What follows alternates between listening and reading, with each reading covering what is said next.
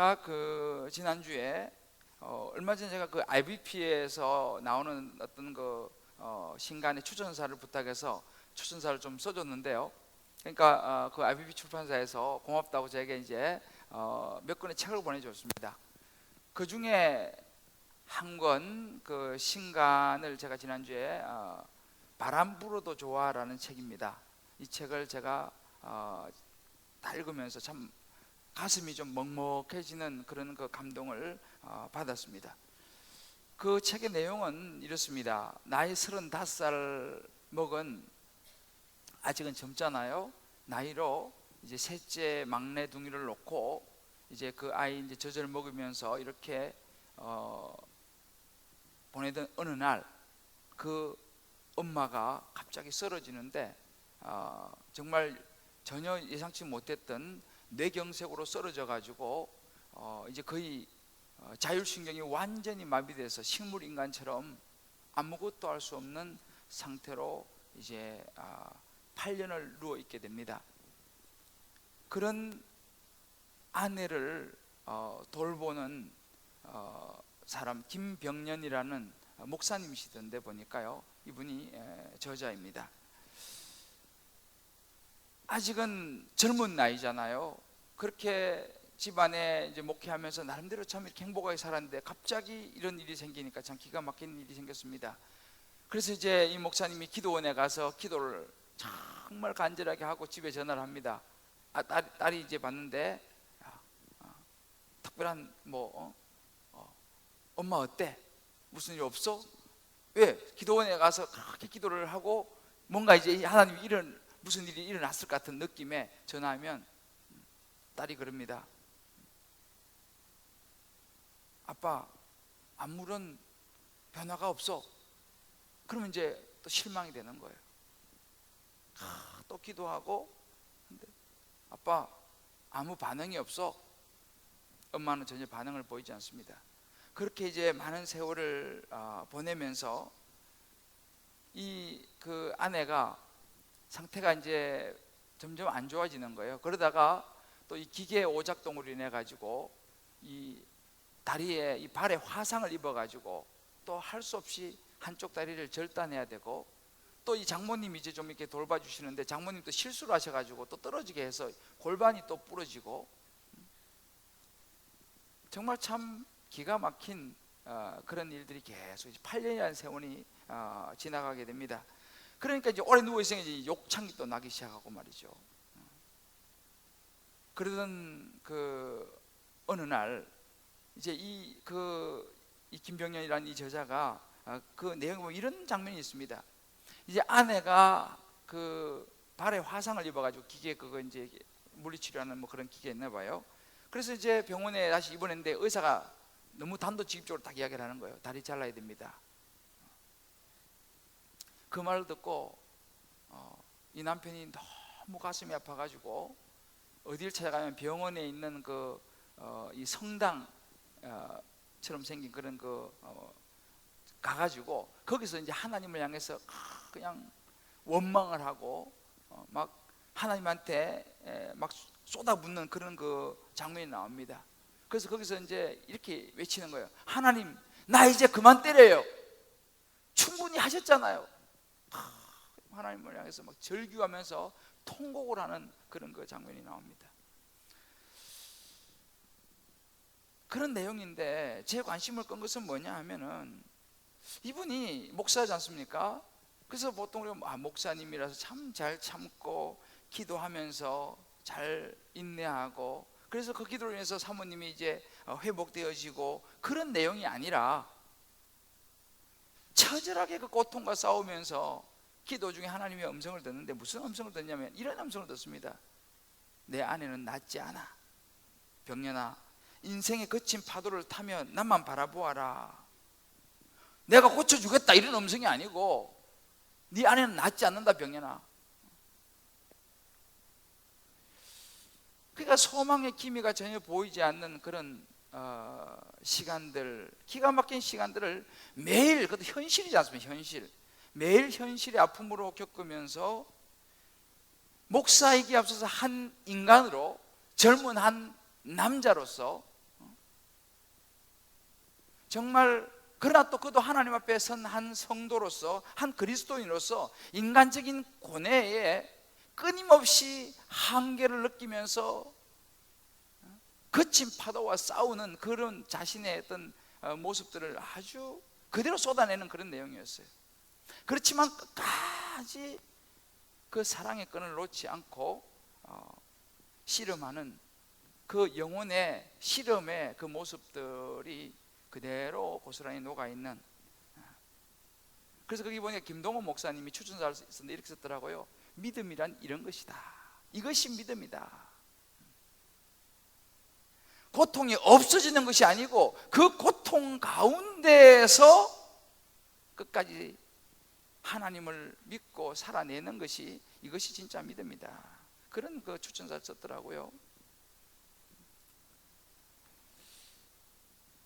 저는 뭐 솔직히 뭐 그 정도의 뭐 8년이라는 세월의 깊은 그런 아픔을 경험해 보지 못해서 뭐 다 이해할 수는 사실은 없습니다. 얼마나 그분의 그 고통이 깊고 또 깊은지.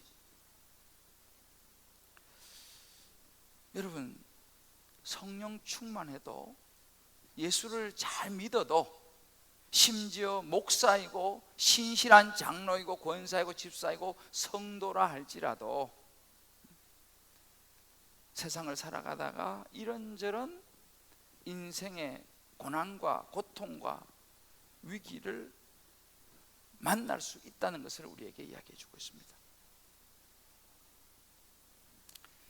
살아가다 보면 여러 가지 경제적으로나 혹은 우리의 어떤 질병이로나 가정적인 문제로나 자녀의 문제로나 하여튼 관계의 문제라든지 이런저런 그 부분에 있어 가지고 예수 잘 믿고 믿음이 좋으면, 기도 열심히 하고 예배 열심히 보면, 신앙생활 열심히 하면 그런 일이 안 생겼으면 좋겠는 것이 우리 마음이잖아요. 인정하고 싶지 않고 그런 일은 없었으면 하는 것이 우리 마음이지만은 성경은 뭐라고 말합니까? 성경은 성령이 충만해도, 열심히 신앙생활을 해도 그런 일이 일어날 수 있다. 예스라고 이야기를 합니다. 대표적인 사람이 여러분 잘 아시는 욥 같은 사람이잖아요. 이럴 때 이제 우리가 헷갈리는 거예요. 과연 하나님이 살아계시냐? 하나님이 살아계시다면 이것이 뭐냐는 거죠. 여러분 아마 가끔씩, 아주 가끔이지만 예수님의 복음을 전하러 외국에 나갔다가 어느 선교사님의 가족이 사고를 당해서 목숨을 잃었다, 이런 소식을 들을 때 참 헷갈리는 거예요.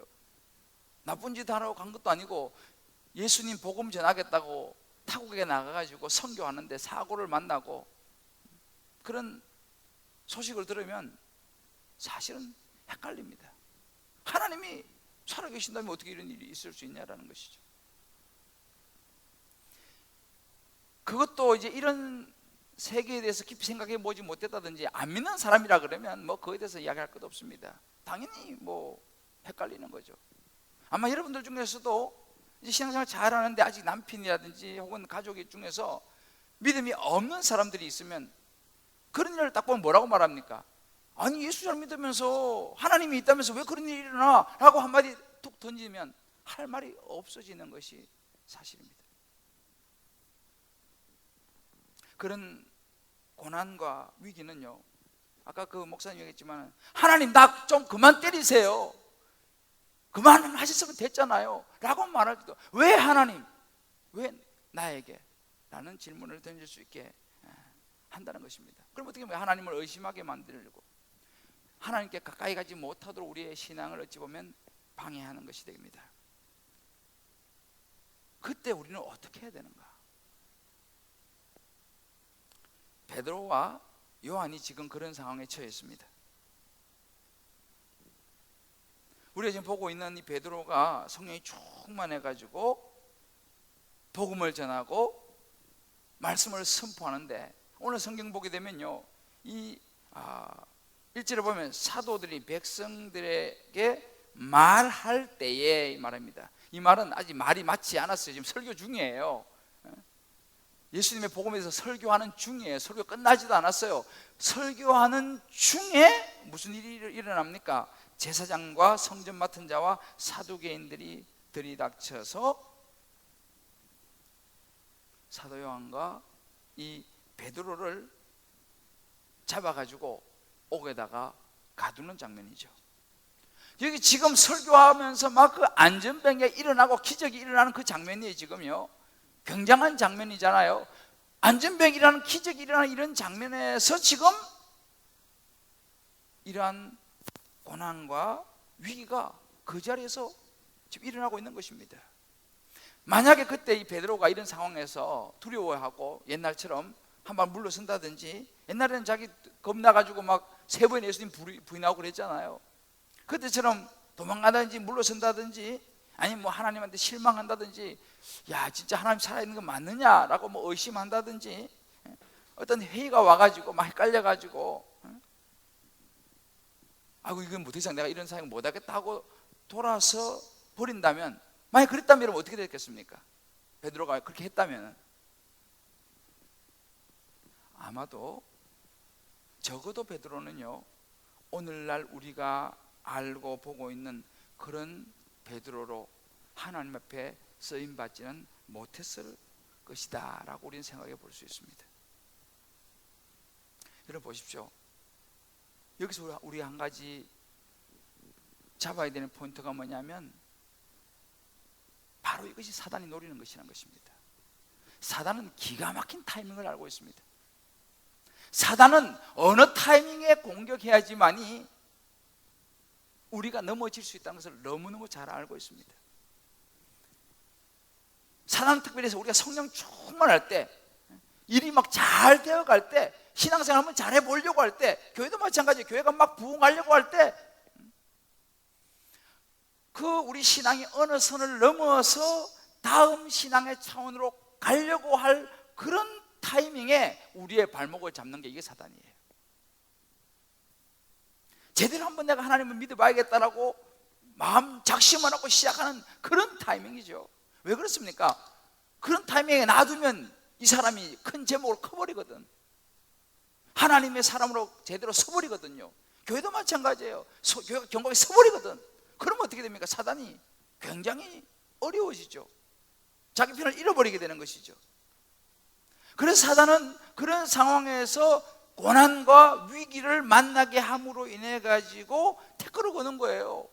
거기서 그 정도에서 멈추든지 아니면 거기서 다시 퇴보하든지. 문제는 뭐냐 하면 그런 우리에게 다가오는 위기와 실망과 혹은 어려운 일을 앞에서 우리가 넘어지느냐, 아니면 고통스럽죠. 아프죠. 오늘 우리 앤스미 그 찬양의 가사에 참 그 첫머리가 오늘 이 설교가 다 기가 막히게 맞는데, 요즘 앤스미 은혜가 있어요. 할렐루야. 힘들고 아프고 외롭죠. 그렇지만 그 순간에 그 위기를 잘 관리해서 다음 단계로 더 높은 차원의 신앙으로 나아가느냐, 이것은 우리의 선택에 달려 있습니다. 이건 하나님의 몫이 아니고 이건 우리의 몫이에요.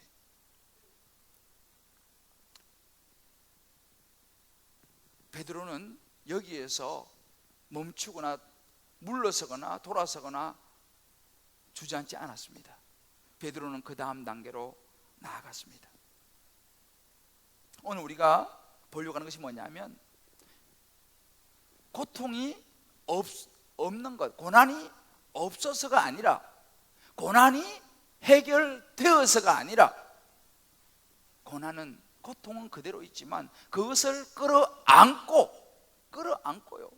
내 일상의 삶에서 그 고통을 끌어안고 하나님과 더 깊은 관계 속으로 나아가고 진정한 하나님의 사랑을 경험하고, 오히려 고난 고통 중에서 위기 가운데서도 감사하는 신앙의 단계로 나아간 베드로를, 요한을, 우리가 잘 아는 바울 같은 그런 사도를 보면서 저와 여러분도 이제 우리 신앙이 여러 가지 이런 위기 고난 가운데서 멈추는 것이 아니라, 물러서는 것이 아니라 한 단계 더 나아가는. 그래서 마지막에 우리가 지난주에 불렀던 그 찬양처럼 땅끝에서 주님을 배울 때에 죽게 드릴 열매를 가득 안고 주님 앞에 만날 수 있는 아름다운 신앙의 여정이 되기를 주님의 이름으로 축복합니다. 그러기 위해서 우리가 이 베드로를 보면서 위기 관리를 어떻게 해야 되냐를 배울 필요가 있습니다. 오늘 말씀은 두 가지 베드로가 우리에게 보여주는 중요한 포인트가 있는데, 뭐냐면 베드로가 위기를 어떻게 지금 그럼 관리하고 있느냐. 첫 번째가 뭐냐면 이 상황을요, 영적으로 이해한다는 것입니다. 베드로와 요한은 문제의 핵심을 딱 잡았습니다. 복음을 방해하는 사람의 중심이 어디 있느냐. 복음을 방해하는, 지금 우리가 1절에 보면 나오잖아요. 제사장들, 성전 맡은 자들, 사두개인들입니다. 이분들은 대표적인 종교 지도자들입니다. 이 사람들이 지금 복음을 방해하고 있는데, 이 사람들의 방해하는 그 중심은 이해관계에 있지 구원의 문제는 아니라는 것을 베드로가 간파했습니다. 왜 우리 그런 말 있잖아요. 죄 중에 제일 큰 죄는 괘씸죄다, 그런 말 있잖아요. 괘씸죄. 괘씸죄 걸리면 뭐 더 이상 빼도 박도 못한다, 그런 말 있잖아요. 왜? 이 종교 지도자들의 관심이 뭐냐면 무슨 권세, 누구의 이름이었다는 것입니다. 7절에 보고 이런 말씀이 합니다. 무슨 권세와 누구의 이름으로 일을 행하느냐. 지금 이 제사장들, 성전 맡은 자들, 여러분 제사장이 누굽니까? 로마 식민지 아래 있지 않습니까? 지금 이스라엘이 로마 식민지 정책에 협조한 대가로 권력을 잡았죠. 이 제사장들은요, 모든 종교 의식을 주관하고 특별히 백성들을 가르치는 일은요, 제사장들이 생각할 때 이것은 우리의 고유 영역이고 특권이고 권한이다 라고 그들은 생각했습니다. 왜요? 백성들은 아무한 못 가르쳐, 우리만 가르칠 수 있어. 왜? 그것이 자기들의 권력의 힘이었습니다. 이게 제사장들이었어요. 저기 성전 맡은 자라는 사람은요, 성전의 그 질서를 유지하고 이렇게 잘 공공 질서를 지키는 그런 사람들이에요. 그런 지금 우두머리인데 당연히 제사장과 결탁되어 있죠. 그래서 지금 이 베드로가 설교하는 소리를 듣고 백성들이 마음이 움직이면 어떻게 합니까? 자기들이 밥줄이 위태로운 거예요. 사두개인들, 그들 주장은 뭐예요? 예수님 부활은 없다, 예수 부활을 믿지 않는 사람들입니다. 이런 그 종교 지도자들 다 결탁이 되어 있는 지도자들이에요. 하나님을 믿는 사람들입니다. 그런데 이 사람들의 관심이 뭐냐면요, 이 사람들의 관심은 뭐 구원, 진리, 뭐 안전병이 일어나는 기적, 뭐 이런 거에 별로 관심이 없어요. 이 사람들은요, 오히려 그런 일이라면 불편해요. 왜? 사람들의 관심이 그걸로 쏠리면 안 되잖아요. 지금 사람들의 관심과 지금 이목이요, 베드로에게 집중되는 것이 싫은 거예요. 왜? 자기도 지금 예수님을 못 박아 죽인 사람들 아니에요. 이 사람들이요, 예수님을 못 박아 죽인 사람이 예수님 모르는 사람이 아니에요. 하나님 안 믿는 사람이에요. 하나님 믿는 핵심 멤버들이 제사장, 바리새인들, 사두개인들, 이런 사람들이 예수님 못 박아 죽였잖아요. 그 예수님을 이 베드로가 전하니까 자기들이 위험하죠. 자기들이 지금 이 체제가 흔들릴 수 있죠. 그러니까 이 사람들의 관심은요, 지금 신앙을 지키고 뭐 정말 하나님의 뜻대로 살아가는 이것이 이 사람들의 관심이 아니고, 기득권을 지키고 밥그릇을 지키고 자기 자리를 지키고 자기들의 특권과 어떤 전통을 지켜가지고 하여튼 자기의 어떤 그것을 지켜내는 것이 이 사람들의 관심이에요. 바로 이해관계의 문제였다는 것입니다. 쉽게 말하면 그 사람들은 구원에 관심이 없어요. 이해관계. 베드로의 위기는 바로 이 부분이었고, 베드로가 위기를 관리한 부분도 바로 이 부분이었습니다. 9절을 보게 되면 이런 말씀이 있습니다. 만일 병자에게 행한 착한 일에 대하여 이 사람이 어떻게 구원을 받았느냐고 오늘 우리에게 질문을 한다면 이라고 말합니다. 베드로는요, 이 제사장들, 성전 맡은 자들, 이 사두개인들의 그 질문을 정정을 해요. 뭐라고 정정을 합니까? 당신들이 지금 뭐 무슨 누구의 이름, 권세 말하는데 우리의 관심은 누구의 권세, 누구의 이름, 그것에 있는 것이 아니고 우리의 관심은 하나님께서 어떻게 사람들을 구원하시는지 구원의 역사에 있습니다 라고 구원의 문제를 짚습니다. 우리의 관심은 하나님의 성령으로 사람들이 회복되어지고 구원의 역사가 일어나는 거, 그것이 우리에게 중요한 관심이지 뭐 누구의 권세냐 권력이냐 뭐 누구를 통해서 하시느냐, 이거는 문제가 아니라는 거예요. 베드로가 핵심을 딱 짚었습니다. 이 상황을 영적으로 지금 이해를 하는 거예요. 이 사람들하고 생각이 좀 달라요. 베드로도 한때는 그렇지 않았어요. 베드로도요, 예수님을 그 겟세마네 동산에서 예수님 잡으러 오실 때에 말고라는 그 종의 칼 빼가지고 길을 쳐서 길을 떨어뜨리잖아요. 그 예수님이 뭐라고 말합니까? 그때는 베드로도 그런 건 상황 위기를 영적으로 이해하지 못했어요. 이 사람 지금 우리 예수님을 우리 선생님을 우리 스승님을 말하지 잡아가려고 와? 칼을 빼가지고 그냥 길을 쳐버린 거예요. 그 예수님이 뭐라고 말합니까? 다시 길을 붙여주잖아요. 그러면서 칼을 쓰는 자는 칼로 망한다, 그렇게 말씀하시잖아요. 예수님도 십자가상에서 뭐라고 말합니까? 주여 저들이 하는 일을 저들이 알지 못하며, 이렇게 말하는 거예요. 예수님은 보면 그들과 싸워서 대적하지 않습니다. 왜 그렇습니까? 영적인 눈으로 그 상황을 판단하는 거예요. 지금 저 일을 하는 사람은 저 사람이 아니고 저 사람을 움직이고 있는 사단이라는 것을 예수님이 알았습니다. 그러니까 말고의 길을 쳐서 떨어뜨리는, 그때만 해도 베드로는요 그 영적으로 보지 못했어요. 당장 눈앞에 보는 그 칼을 빼가지고 치는 거죠. 그러나 지금 이제 베드로는 달라졌습니다. 성령의 오순절의 성령을 받으면서 베드로가 달라진 거예요. 고난을 주는 사람, 환경, 그 사람에 대한 미움과 원망이 아니었어요. 이제는요, 그 고난을 주고 그 위기를 주는 그 제사장과 사두개인들과 이 성전 맡은 자, 스트라테고스라고 하는 이 사람인데, 이런 사람들에 대한 원망과 미움이 아니라 그 사람들을 사용하고 이용하고 있는 사단의 정체를 베드로가 정확하게 보고 있었다는 것입니다. 그래서 이해관계 때문에 저러고 있는 그 사람들에 대해서는 베드로가 이미 간파했기 때문에 그 이야기 하지 않았어요. 핵심은 구원의 문제, 그러니까 감정의 대상 베드로가 별로 치우치지 않았습니다. 왜요? 이것은 구원의 문제가 아니고 이해관계의 문제라는 것을 베드로가 간파했기 때문에 그렇습니다. 우리도 마찬가지예요. 세상을 살아가면서요, 우리가 분명히 알아야 될 것이 뭐냐면, 사단은요 항상 사람을 이용해서 하나님의 역사를 막습니다. 환경과 상황과 사람을 이용해서. 어떤 사람을 이용해서 하나님의 역사를 막느냐? 세상적인 생각과 육신의 생각으로 가득 차 있는 사람들, 특별히 그 마음에 상처가 많은 사람들, 시기와 질투와 미움과 음란과 욕심과 교만, 분노가 가득 찬 사람들 있지 않습니까? 이런 사람들은 사단의 밥이 되기 아주 쉬운 사람들이에요. 왜요? 사단은 그걸 알고 있거든. 그 사람들의 마음속에는 욕심을 알고 있거든요. 사단은요 영물이에요. 그 사람들의 마음속에는 이해관계를 알고 있거든. 그 이해관계 욕심을 딱 알고 있거든. 그러니까 그것을 정확하게 사단은 이용하는 것입니다. 그래서 그 사람을 통해 가지고 하나님의 역사를 지금 방해하는 거예요. 그러니까 저와 여러분도 마찬가지예요. 그런 사단에게 우리 자신을 밥으로 내어주지 않도록 늘 우리는 깨어서 기도해야 됩니다. 제사장, 사두개인, 성전 맡은 자, 여러분 굉장히 중요한 지도자들이에요. 종교 지도자들입니다. 중요한 것은 뭐냐?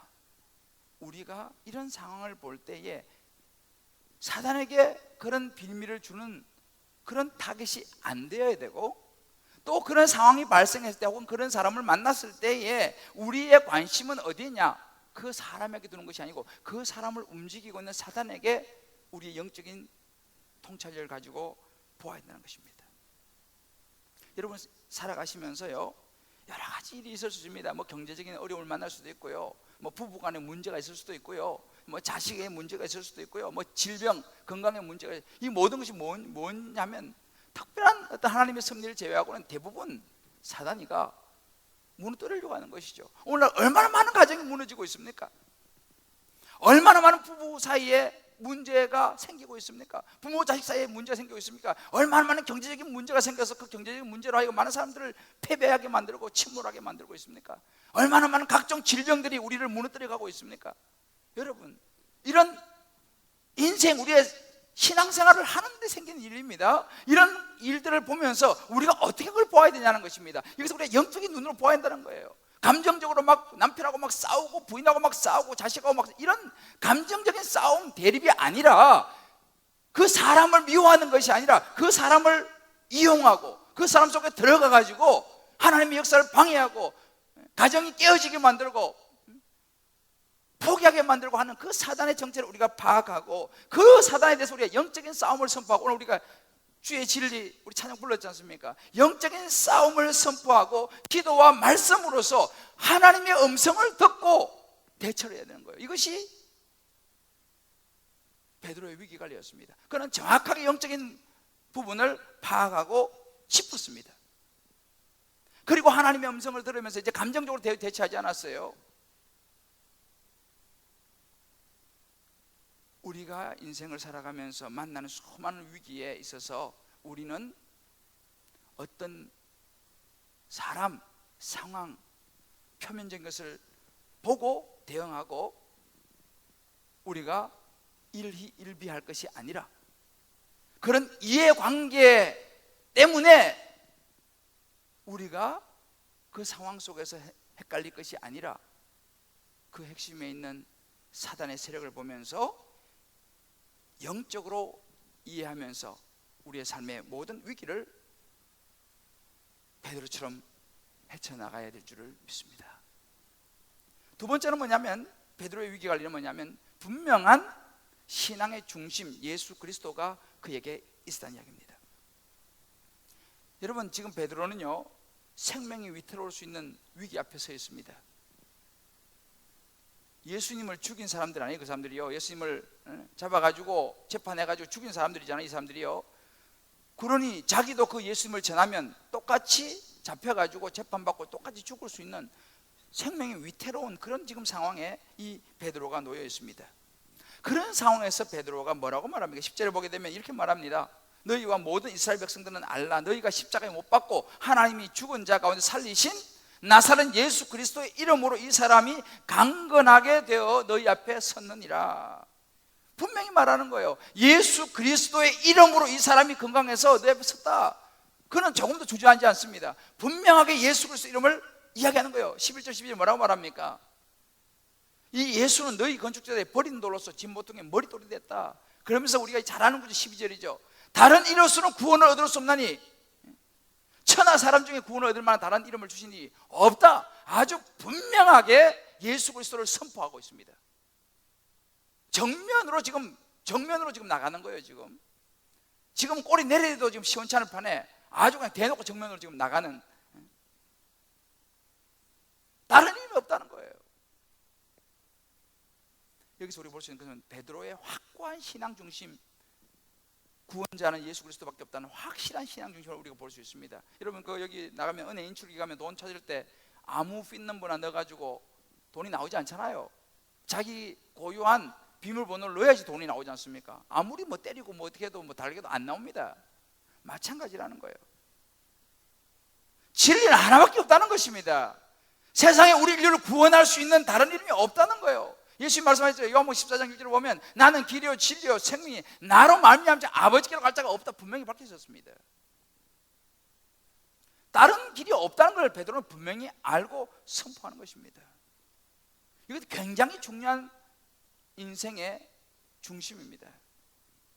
우리가 살아가다 만난 이런저런 종류의 고난과 위기 앞에서 우리가 가장 먼저 던져야 될 질문이 뭐냐면 바로 이 질문 던져야 합니다. 나 예수를 믿는가라는 거예요.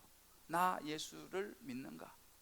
정말 나를 십자가에 죽으시고 부활하셔서 다시 오실 그 예수님, 나의 구원자가 되시는 그 예수님을 내가 조금도 의심하지 않고 믿고 있는가? 나는 천국을 믿고 있는가? 나는 영원한 세계를 믿고 있는가? 한마디로 줄이면 나는 예수 믿는가 이 말이에요. 내 머리로 이해되어지지 않는 상황을 만나고 내가 생각지 못한 일을 내 앞에 다가왔다 할지라도 나 예수를 믿는가 이 말이에요.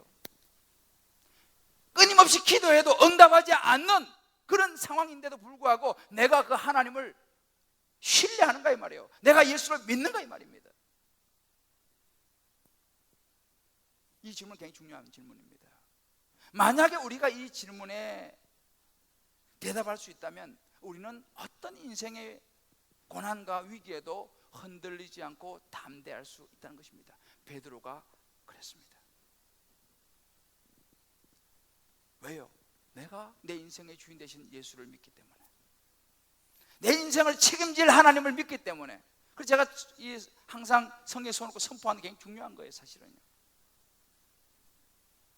한 선교사님이 이렇게 고백하더라고요.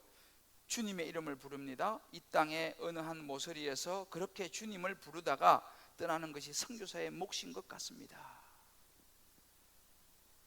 왜요? 그 중심에 예수 그리스도가 분명히 있기 때문에 남들이 알아주지 않지만 이 땅의 어느 한 모서리에서 그렇게 주님을 부르다가 떠나는 것이 자기의 몫이라고 고백하는 거예요. 예수 그리스도가 없다면 그런 고백할 수 있겠습니까?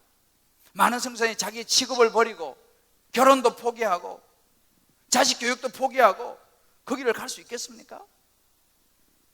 물론 다 그런 건 아니에요. 요즘은 워낙 그런 어디나 요즘은 세속화 많이 됐기 때문에 다 그런 건 아닙니다만, 그러나 제대로 그 길을 가는 사람은요, 예수 그리스도가 없이는 제가 볼 때는 갈 수 없는 길이라는 것이죠. 왜 그렇습니까? 예수 외에는 다른 길이 없기 때문에 그런 거예요. 그래서 기독교는 독선이에요. 진리는 독선입니다. 여러 개, 우리가 그 비밀번호가 여러 개 있을 수 없잖아요. 하나밖에 없습니다. 수많은 신앙의 선배들이요, 사실은요, 바로 이 예수 그리스도 이분 때문에 그 길을 갔습니다. 우리가 잘 아는 주기철 목사님 같은 분, 신사참배, 남들 다 아는데 그거 아니 잠깐 그거 고개 숙였다 들으면 되잖아요. 마음은 안 그러면 되잖아요 라고 말할 수 있지 않습니까? 손양원 목사님 같은 분, 잠깐 내가 나 잠깐 예수님 부인할 수 있잖아요. 그런데 그럴 수 없었다 이 말입니다. 왜요? 그 마음속에 예수가 있더라는 것입니다. 아까 제가 소장님 말했던 김병년 목사님, 지금 그래요. 자기 부인 죽었으면 좋겠다는 생각이 많이 든다는 거예요. 인간적인 솔직히 부부니 그냥 죽었으면 좋겠다. 언제까지 내가 이렇게 살아야 되냐. 집안에 들어가면 냄새 나죠. 다 그냥 소변 대변 다 갈아야 되죠. 밤에 자다가 또 두 번씩 세 번씩 그것도 변을 보면 그것도 그냥 잠만 푹 잠을 자지도 못하죠. 그냥 죽었으면 좋겠다. 그런 생각이 들 때가 많다는 거예요. 그럴 때에 사람들이 이해하지 않습니까? 신사참배 그거 좀 타협하지, 조금 마음은 안 그러면 되지. 그렇게 여러분들 보십시오. 그렇게 해서 그러면 몇몇 분이 신사참배 안 하고 나머지 목사님들 다 신사참배인데 그분들에 대해서 우리가 비난하고 손가락질 할 수 있습니까? 사실 우리가 어떻게 비난할 수 있겠습니까? 이해가 되지 않습니까? 저는 인간적으로 이해가 되더라고요. 신사참배 안 하신 분도 물론 훌륭한 분이지만 한 분도 나는 비난을 못할 것 같아요. 상황적으로 이해가 되는 거예요. 내가 그 자리에 있었더라도 나도 그러지 않겠는가라는 이해가 되는 거예요. 그런데 여러분, 중요한 것은 뭐냐면요, 그 상황에서 충분히 그럴 수 있지 라고 이해가 됩니다. 비난할 수가 없어요. 이런저런 상황을 보면서요. 그러나 분명한 것은 그런 상황 속에서 남들이 가는 똑같은 길을 가면 그 사람은 영향력은 없습니다.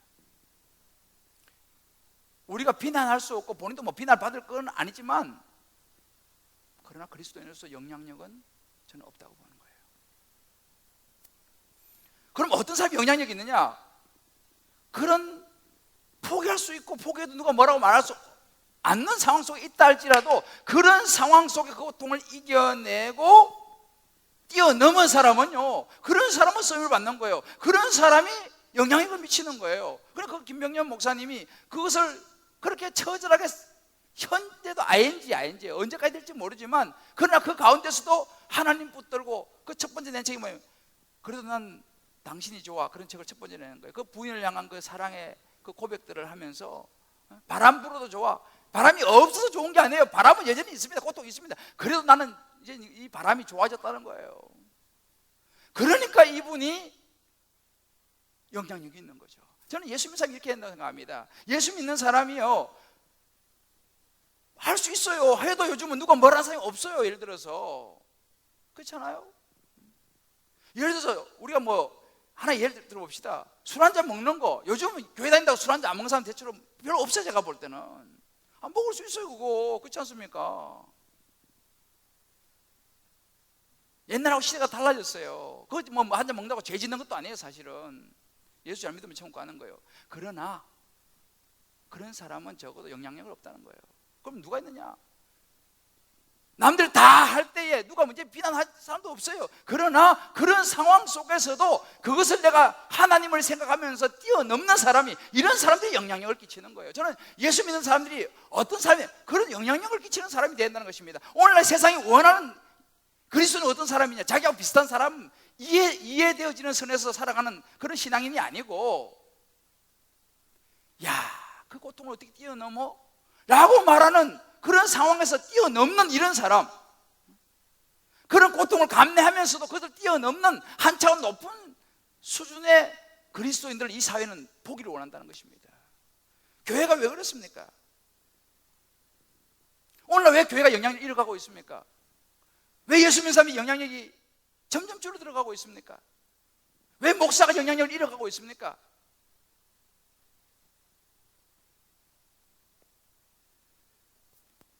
저는 요즘 제 관심 중에 하나가 목사로서 저 자신과 교회에 대한 관심과 고민을 내가 계속 하고 있어요. 요즘 제가 늘 우리 교회가 나가야 할 방향에서 고민하고 기도하고 있어요. 그래서 제가 지난번에 여러분 큐티했죠. 우리 미가서 보면 미가 3장 11절에 이런 말씀이 나와요. 그들의 우두머리들은, 이 사람들 이스라엘 백성의 지도자들입니다. 뇌물을 위하여 재판하며 그들의 제사장은 싹스를 위하여 교훈하며 그들의 선자는 돈을 위하여 점을 치면서도 여호와를 의뢰하여 이르기를 여호와께서 우리 중에 계시지 아니하냐. 제가 이 구절을 묵상하는데요, 이 말씀이 마음에 꽉 이렇게 꽂히더라고요. 이거 보세요. 제사장이 무엇을 위해서 설교하냐 이 말입니다. 싹스를 위해서, 싹 받으려고 교훈하는 거예요. 우리만 설교하는 거예요. 목사가요, 월급 받으려고 설교하는 거 이 말입니다. 쉽게 말하면. 그 다음에 어떻게 했냐면 선지자가 돈을 위해서 점을 치는 거예요. 이 선지자는 하나님의 선지자입니다. 그러면서 뭐라고 말합니까? 하나님을 의지합니다, 하나님 우리 안에 계십니다 라고 말한다는 거예요. 실전 돈을 위해서, 싹스를 위해서 그 일을 하면서. 저는 이 미가의 경고를 보면서 정말 목사로서 저 자신을 다시 한번 돌아보게 됐어요. 혹시라도 나도 목사가 어느샌가 직업이 돼버리지 않았느냐라는 것이죠. 목사가 직업이 돼가지고 좀 더 내가 싹스를 받고 말이죠, 그러려고 내가 이 설교 막 하고 막 하나님 의지한다고 막 고함 지르고, 혹시라도 내가 그러지 않느냐, 내 자신에 대해서 한번 진지하게 내가 이 본문을 묵상해 봤어요. 그렇다면 나는 소망이 없다는 거예요. 말은 하나님을 신뢰한다고 말하지만 그렇다면 나는 소망이 없는 목사라 이 말이죠. 싹군 목사라는 것이죠. 저는 이런 부분에서 제 스스로가 하나님 앞에서 발부둥 치면서 고민하고 있어요. 나도 세속화 되어가는 목사는 아닌가. 교회도 마찬가지입니다. 오늘날 교회가 점점 부유해지고 좋은 환경을 얻기 위해서 축복을 선포해가지고 헌금 많이 하게 만들고 말이죠. 그래가지고 교회가 점점 더 좋은 환경, 하여튼 이렇게 시스템 좋은 이런 거를 위해서 교회가 위로만 선포하고 축복만 선포하고 있지 않느냐 이 말이죠. 정작 교회가 필요한 예수 그리스도 십자가의 복음을 선포하느냐 이 말이에요. 저는 고민이 이거예요. 어떻게 하면 주님 사랑의 교회가 이 지역 사회에 빛과 소금의 역할을 감당할 수 있을까? 이 나라와 열방 가운데 빛과 소금의 역할을 감당할 수 있을까? 오늘 우리 정말 앤섬이 기가 막힌 찬양을 했어요. 저는 요즘 그걸 고민하고 있어요. 그걸 찾고 있어요. 우리 교회가 나가야 할 방향이 뭐냐라는 것이죠. 우리가 지금 선교를 많이 하고 있지 않습니까? 어떻게 하면 효과적으로 할 수 있겠냐는 거죠. 우리가 해야 될 일을 어떻게 찾을 수 있을까? 저는 요즘 그걸 고민하고 있어요. 아마 요즘 제가 옛날보다는 여러분들 눈에 잘 안 나타날 겁니다. 내가 의도적으로 잘 안 나타나려고 이제는요. 왜? 하나님의 음성을 좀 더 들어야겠어요. 제가 백성들의 소리를 듣는 것도 중요한데 하나님의 음성을 들어야겠어요. 그래서 제가 요즘 하나님과 제가 옛날보다 훨씬 더 많은 교제 시간을 가지고 있어요. 기도원에 가서 뭐 이야기할 사람 없잖아요. 하나님과 대화하는 거예요. 하나님, 우리 주님 사랑의 교회가 무슨 일을 하면 좀 더 정말 이 지역 사회에 영향력을 미칠 수 있을까요? 많은 사람들에게 예수를 전할 수 있을까요? 어떻게 선교하면, 어떻게 성도들이 낸 헌금을 가지고 어떻게 활용을 하면 예수 그리스도의 이름을 편만하게 전하고 열방에 추구하는 영혼들을 살릴 수 있을까? 이것이 요즘 고민이에요.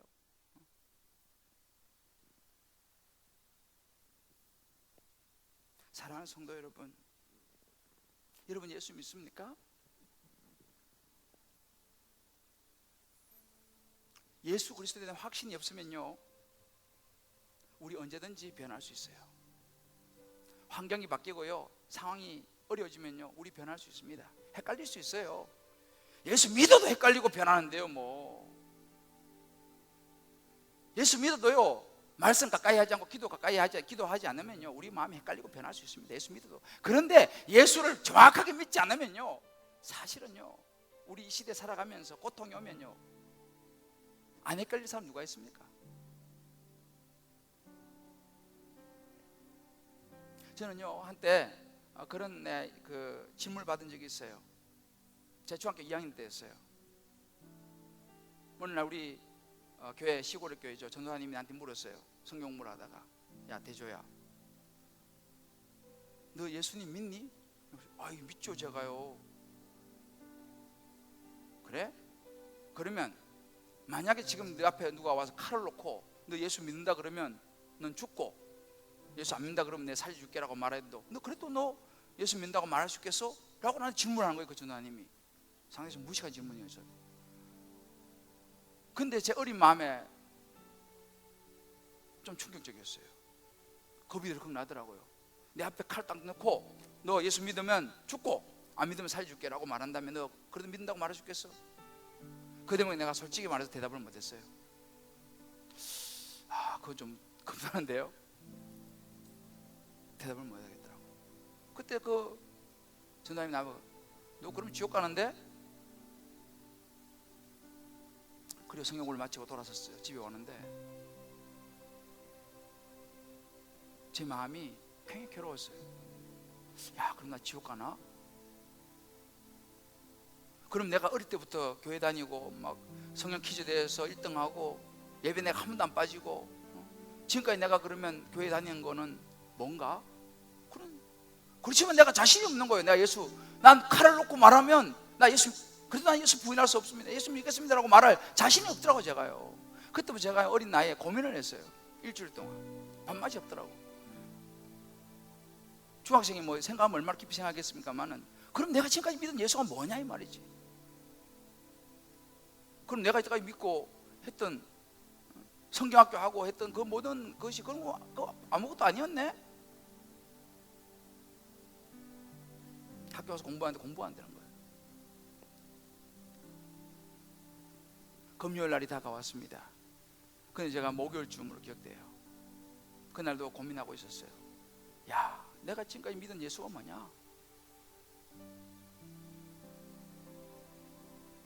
그런데 어느 날 아까 그런 고민 중에 있는데 내 마음에 무슨 생각이 되면, 야, 하여튼 칼은 겁이 나서 내가 뭐라고 말을 못하겠고, 그렇지만 난 예수를 믿어야겠다. 교회를 못 가게 하면 못 견딜 것 같다라는 생각이 내 어디선가 솟아나오기 시작했어요. 야, 하여튼 칼은 무섭지만 아무튼 난 예수 믿어야 될 것 같아. 나는 교회는 안 가고 못 살 것 같아. 그런 마음이 막 올려왔어요. 그러니까 점점 이제 어떤 쪽으로 바뀌냐면, 그래, 나는 예수 믿어야 돼. 나는 교회 안 가고 살 수가 없어. 나를 위해서 십자가에 죽으시고 부활하신 그 예수님, 나는 안 믿고 나는 도저히 못 살겠어. 이런 생각이 막 올라오는 거예요. 그러던 어느 순간, 그래, 죽어도 좋다, 나는 죽어도 예수 믿어야겠다 하는 확신이 확 들어왔어. 죽어도 난 예수 믿어야지. 그게 역전이 되어버렸어요. 어느 순간. 그러면서 내 마음에 자신이 생기는 거예요. 그래, 빨리 전도사님한테 가서 나 이야기해야지. 그래서 내가 금요일을 기다렸어요.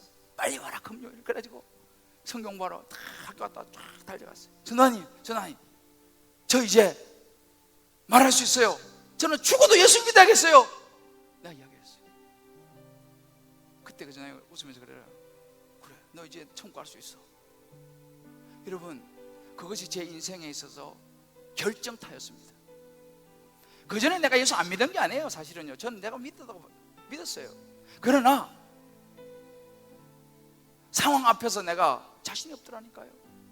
여러분, 만약에 지금 여러분에게 하나님께서 너 예수를 붙잡을래, 인생을 포기할래, 그러면 여러분 어떻게 하겠습니까?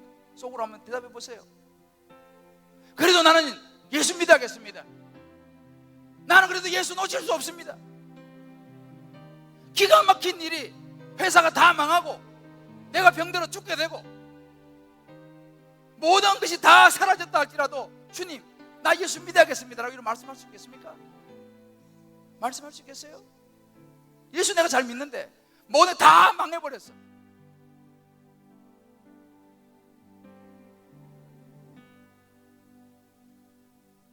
베드로의 위기 관련은 이것이었습니다.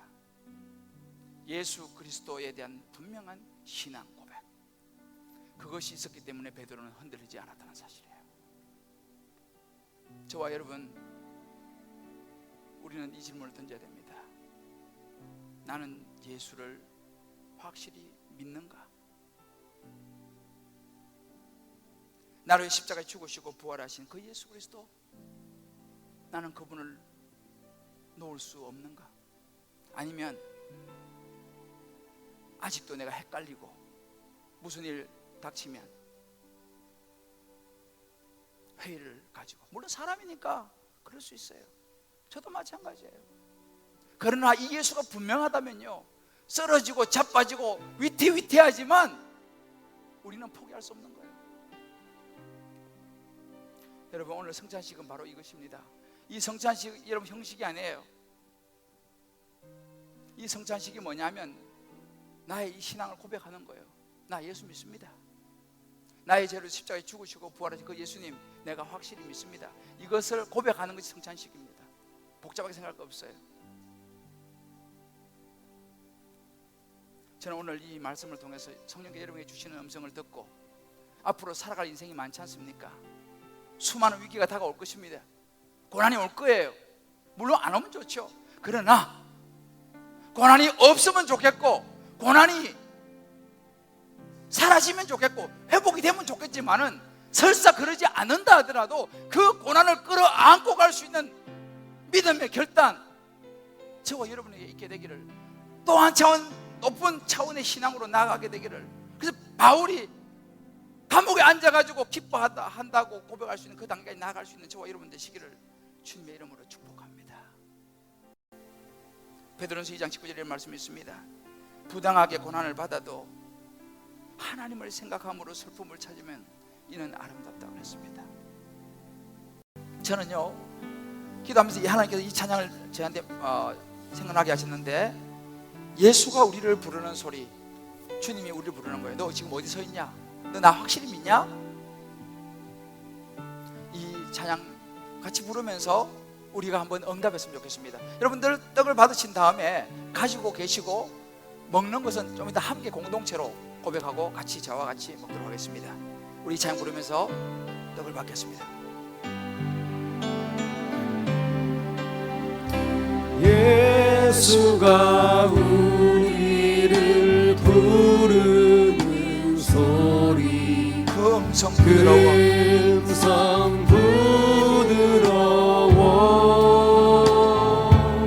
문 앞에 나와서 사면을 보며 주님이 우리를 기다리십니다. 주님 말씀하십니다. 나에게로 와라.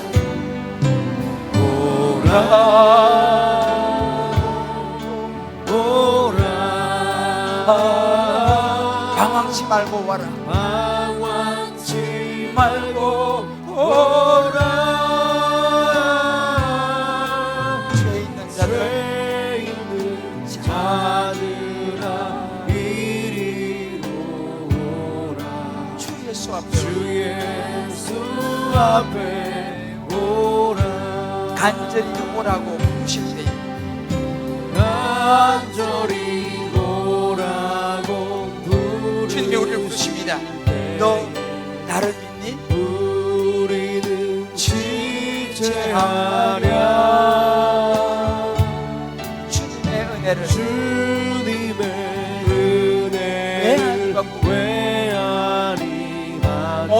채하려나? 못 들은 채 하려나. 주님의 말씀하십니다. 오라. 오라 방황치 말고 오라.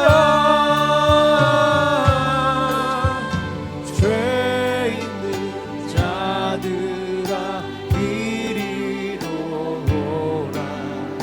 주 예수 앞에 오라. 주님께서 잡히시는 날 제자들을 불러 모으시고 떡을 떼어 주시면서 말씀하셨습니다. 이 떡은 너희를 위한 나의 몸이니 받아 먹어라. 그리고 나를 기억하고 이 떡을 볼 때마다 나를 잊지 말아라 라고 말씀하셨어요. 그때 제자들은요, 관심이 예수 십자가 지는 거 관심이 없었어요. 누가 크냐 지금 싸우고 있는 거예요. 그러나 예수님은 장차 예수님이 떠나신 후에 그 제자들이 받을 고난과 고통과 핍박을 생각하셨습니다. 그러면서 이 자신의 몸이라고 말씀하시고 떼어주시면서 너희들 힘들고 어렵고 고난과 고통과 핍박이 올 때 내가 너희들 위하여 내어준 나의 살을 기억해라 라고 말씀하신 것입니다. 나의 살을, 나의 피를 먹고 마실 때 너희가 영혼의 힘을 얻게 될 것이고 인생의 위기를 뛰어넘게 될 것이다. 어떤 고난이 오더라도 너가 감당할 수 있게 될 것이다 라고 말씀하시면서 예수님은 제자들에게 이 떡을 떼어서 주셨습니다. 이 시간 저와 여러분이 이 떡을 예수님이 우리 위해서 십자가에 지키시면서 우리를 구원해 주신 이 예수님의 이 살을 우리가 먹고 우리 마음속에 다시 그 예수님을 확실하게 모셔드리고 주님 주시는 영적인 양식을 제가 공급받아 이 땅의 신앙의 여정을 꼭 승리하겠습니다 하는 마음으로, 감사하는 마음으로 우리 시간 이 떡을 같이 먹고 잠깐 기도하겠습니다. 성령의 인도하심을 따라 기도하겠습니다.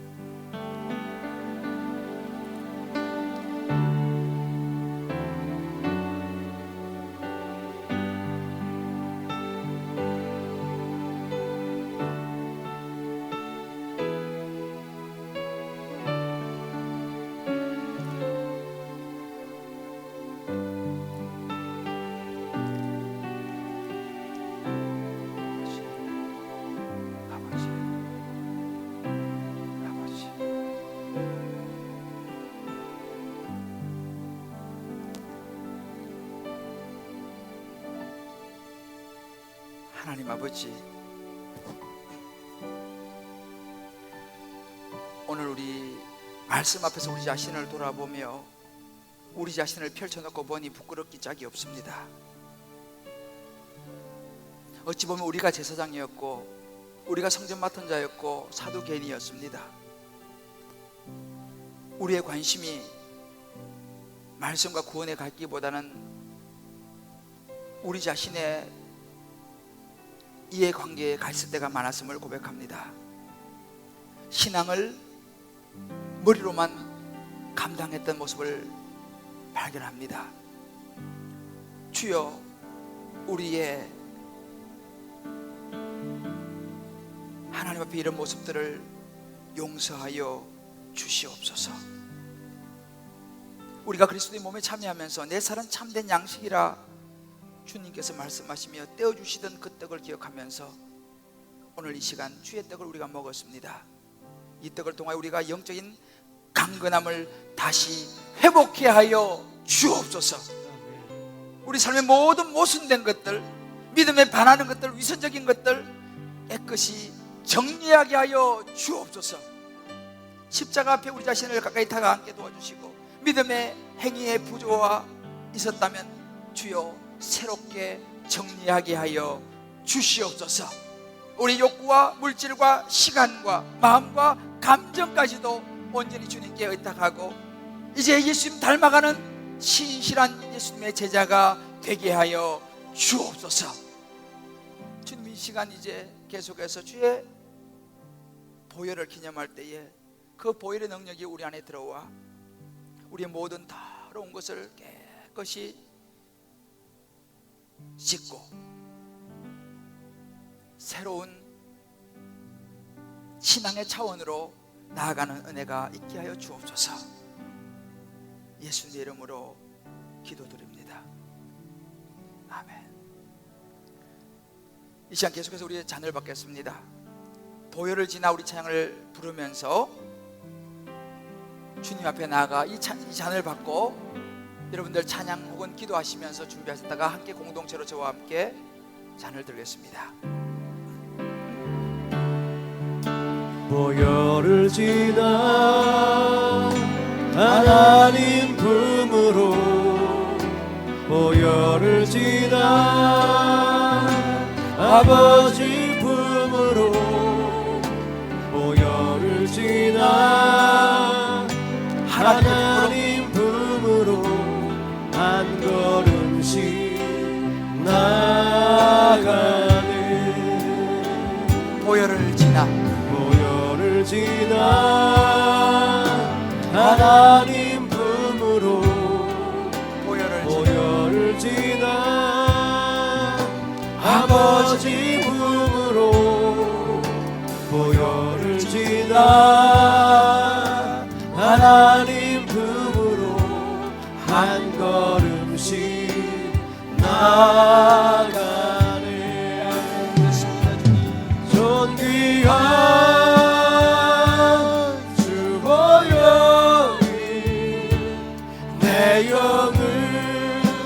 새롭게 하시네.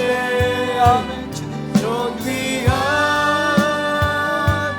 주 보혈이 내 영을 새롭게 하네. 예수님께서 잡히신 날 밤에 제자들에게 잔을 나눠주시면서 감사기도 하시고 그들이 주시며 말씀하셨습니다. 너희가 다 이것을 마시라. 이것은 죄사함을 얻게 하려고 많은 사람을 위하여 흘리는 바 나의 피 곧 언약의 피니라. 이 언약의 피를 마심으로 나를 기념하고 죄사함의 확신을 가지라고 말씀하셨습니다. 예수님은 아셨습니다. 제자들이 때로 넘어질 것을 아셨습니다. 그때 마음에 죄책감이 생길 것을 아셨습니다. 마음이 괴로울 것을 아셨습니다. 말씀하십니다. 성찬 예식에 참여하면서 내가 십자가에서 너희 모든 죄를 다 사했다는 것을 잊어버리지 말고 다시 일어서라.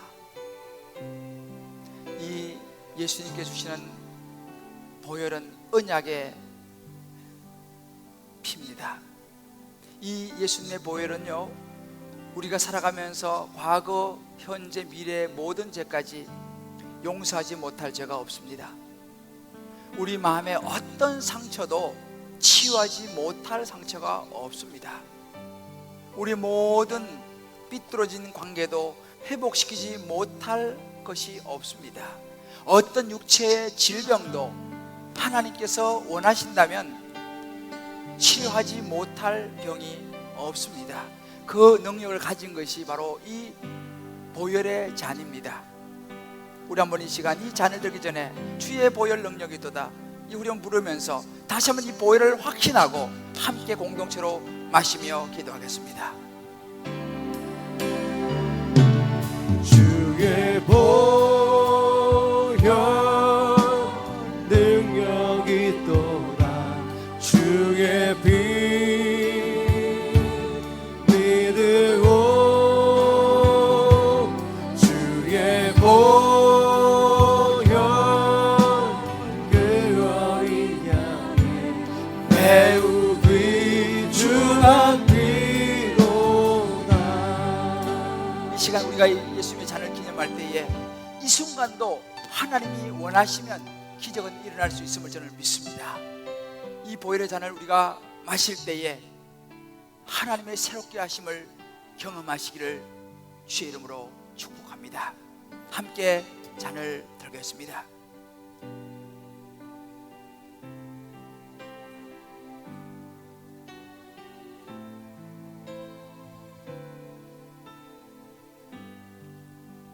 아버지, 하나님 아버지, 하나님 아버지, 주여 역사하시옵소서.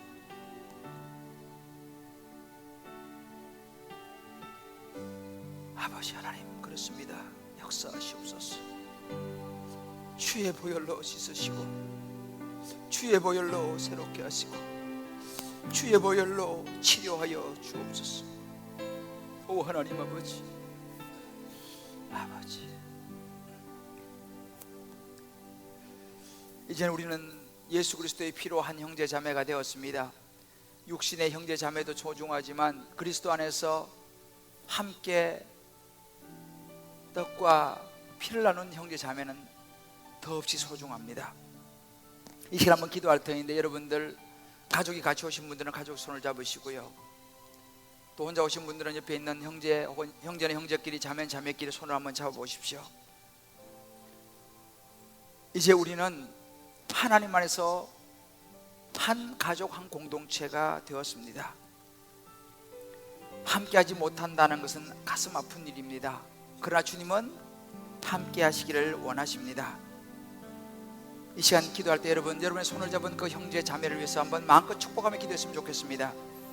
이 형제가, 이 자매가, 우리 가족이 세상을 살아가면서 만나는 수많은 고난과 고통이 있을지라도 영적인 눈으로 바라보게 하시고 예수 그리스도 붙잡고 뛰어넘을 수 있도록 은혜를 달라고, 하나님의 은혜가, 복이 우리 자녀의 삶 가운데, 우리 형제 자매의 삶 가운데 충만히 임하여 달라고 함께 우리 축복하며 성령의 음성을 따라 기도하겠습니다. 기도합니다. 오 성령, 이 시간 우리가 충만히 임하여 주시기 원합니다. 하나님 아버지, 저를 충만히 임하여 주시기 원합니다. 주여 하나님 아버지, 주여 하나님 아버지, 하나님 아버지, 주여 하나님 아버지, 주여 하나님 아버지, 주여 저를 축복하여 주시옵소서 원합니다. 하나님을 내가 원하기 원합니다. 아버지 회복의 은혜를 베풀어 주시옵소서. 하나님 아버지 모든 관계를 회복시켜 주시옵시고, 아버지 사랑의 관계가 회복하여 주시옵시고, 예수의 보혈로 한 형제 자매들한 은혜가 우리 가운데 있게 하여 주시옵소서. 함께하여 주시옵소서. 주여 은혜를 베풀어 주시옵소서. 오 하나님 아버지,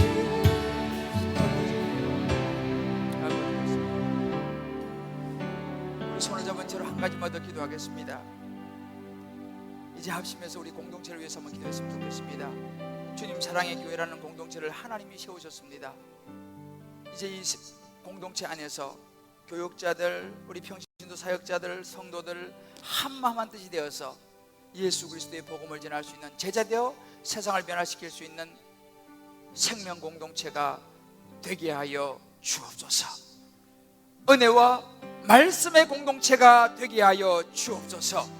응답의 공동체가 되게 하여 주옵소서. 상처를 주는 공동체가 아니라 위로와 상처를 끌어안을 수 있는 열린 공동체가 되게 하여 주옵소서. 또한 나라와 민족을 위해서 기도합니다. 하나님, 이 나라의 민족을 살려주시고 북한 땅을 회복시켜 주시고 이 나라의 민족이 끝까지 선교 왕국으로 선교 사명을 감당할 수 있도록 주여 은혜를 베풀어 달라고, 우리 주님 사랑의 공동체와 나라와 민족을 위하여 간절히 성령의 음성을 따라 기도하겠습니다. 기도합니다. 오 성령의 시간 우리 가운데 임재하시기 원합니다. 오 하나님 아버지 역사하여 주시옵소서. 주님 사랑의 교회가 응답의 공동체가 되게 도와주시옵시고, 말씀과 은혜와 기도의 공동체가 되게 도와주시옵시고, 하나님 아버지 어제저 세상을 변화시키는 생명 공동체가 되게 하여 주시옵소서. 아버지 모든 삶을 포용할 수 있는 열린 공동체가 되게 도와주시옵시고, 나라와 민족을 주님 세워주시옵시고, 이 나라와 민족이 하나님의 마음으로 설 수 있는 그런 나라와 민족 되시기를 원합니다. 주여 북한 땅을 고쳐주시옵소서. 북한 땅을 회복시켜 주시옵소서. 하나님은 내가 우리를 충만케 도와주시옵시고, 하나님은 우리를 충만케 도와주시옵시고, 하나님 우리가 여기를 충만케 도와주시옵시고, 하나님 우리가 말씀으로 주 충만한 우리 모두가 되게 하여 주옵소서. 하나님 안에 나기를 원합니다. 주여 역사여 하나님 아버지 역사여 원합니다. 주여 은혜와 구원을 풀어주시옵소서. 그런 노역자 병진도 사역자 모든 성도들 주여 되게 하여 주시옵시고 하나님 함께 하시고 역사하여 주시옵소서.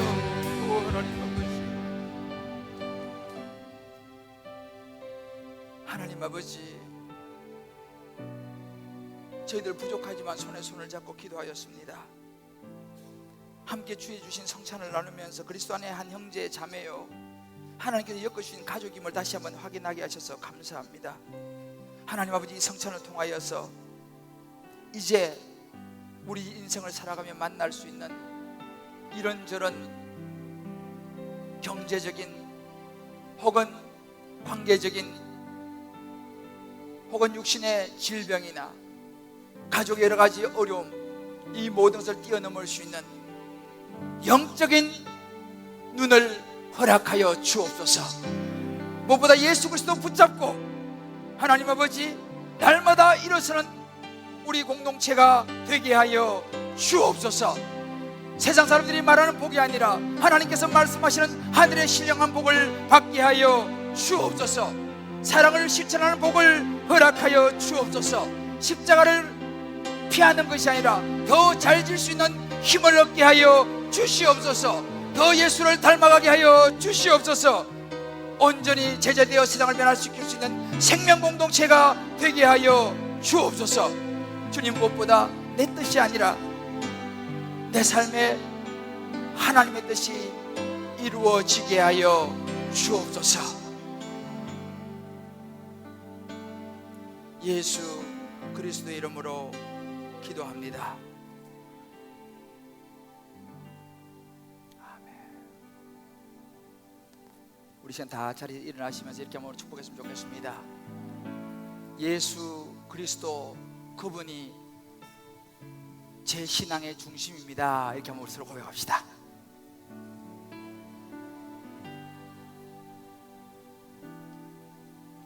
할렐루야.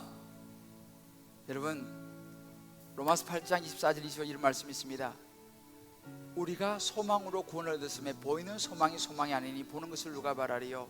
만일 우리가 보지 못하는 것을 바라면 참음으로 기다릴지니라. 여러분, 이 시간 세상으로 나가는 시간이죠. 세상은 만만치 않죠. 수많은 위기가 여러분을 기다릴지 모릅니다. 그러나 여러분 안에 있는 예수 그리스도 그분이 계시기 때문에 우리가 지난번에 불렀던 찬양처럼 땅끝에서 주님을 맞을 그날, 죽게 드릴 열매를 가득 안고 만날 그날을 생각하면서 여러분 승리하시기를 바랍니다. 고난 피할 수 없다면 끌어안고 더 깊은 하나님의 단계로 나아가시면 그 고난이 여러분 하나님 앞에 설 때에 내어드릴 열매가 될 줄 믿습니다. 할렐루야. 여러분, 이번 한 주 동안도 세상에서 그렇게 예수님 붙들고 승리하시고 다음 주 또 주님 앞에 나와서 감격하며 같이 예배를 드렸으면 좋겠습니다. 우리 한번 이 시간 이 땅끝에 주님을 맞으니 우리 소망 가득 안고 부르고 축도받고 세상으로 돌아가 승리하고 돌아오겠습니다.